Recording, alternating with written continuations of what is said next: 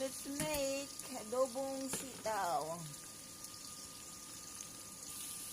Put some oyster sauce. I like oyster sauce. And since I have no chicken broth, I'm gonna use beef broth.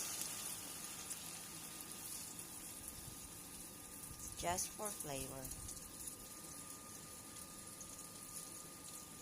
Let's put a little soy sauce.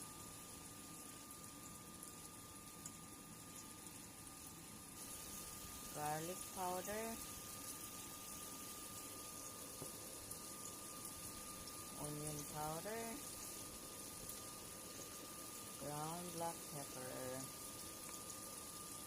And here's our adobong sitaw.